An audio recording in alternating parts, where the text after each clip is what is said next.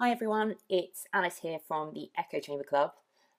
So I've been asked by many subscribers and readers to make our newsletters a little bit more personal, perhaps summarise the arguments a little bit more, make it less necessary to click on the external links.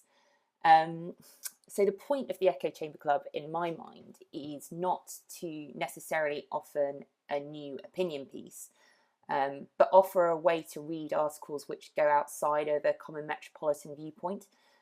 So we are the starting point for learning something new, not necessarily the end point. I'm reluctant to offer more personal commentary in the email body, but I feel that if I do these audio/videos, then it might be a nice halfway point.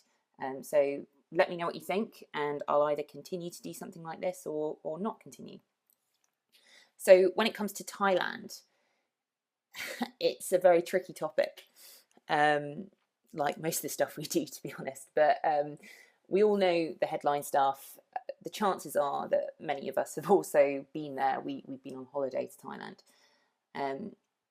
The censorship from the Thai state, as well as the complexity of the political situation, means that many of us don't really understand the relationship between the monarchy, the government, and the military. Like many of my topics, I kind of dove in thinking it would be fairly simple. But investigation, once Google had stopped showing me holiday locations, just threw up more and more questions.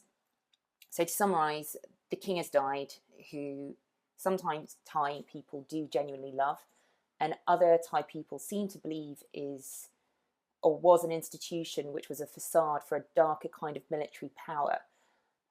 The king has been quite ill for a while, so he's been out of action, so he hasn't really been able to intervene in government and kind of peacekeeping missions in the same way that he perhaps was before. So his role in the last few years is kind of questionable as well, but also his neutrality. So from the Foreign Office in Thailand, they claim he is an extremely neutral person, and many people do believe that. But he is also one of the richest monarchs in the world. He clearly has political motivations.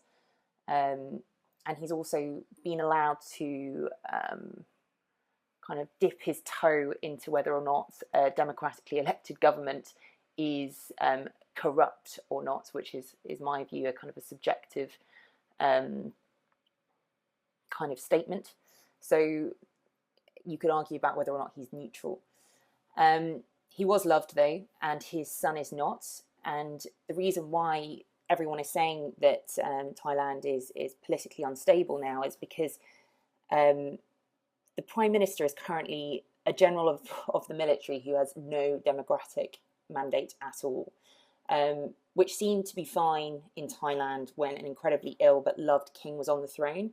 But if his successor is his son, who is kind of not seen as particularly respectable, if he's the new king, then that very precarious mandate in quotation marks, is questionable again. So just to give you an idea of the questions I had in my head whilst I was researching this, what is the West's relationship with Thailand? So Thailand is incredibly complex.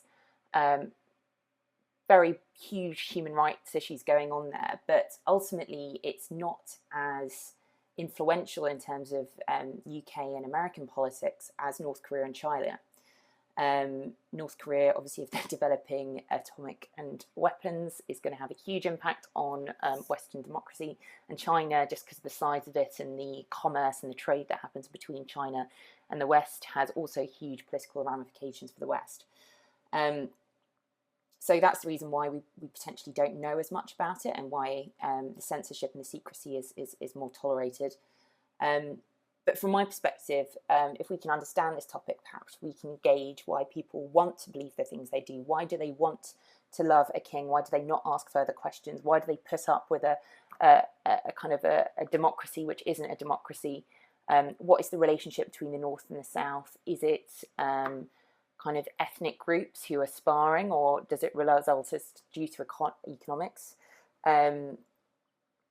If we can understand what divides others, then perhaps we can understand what divides us, essentially. So let me know what you think. As ever, I'm contactable via editor@echochamber.club. And once again, I'll say I'm always looking for contributors. So if any of you are keen to take on a newsletter, offer a new point of view, then let me know. Editor@echochamber.club, and I'll shoot across some guidelines, and then we will work together on it. It's not something I'll just kind of leave you hanging on. So yeah, looking forward to hearing from you all.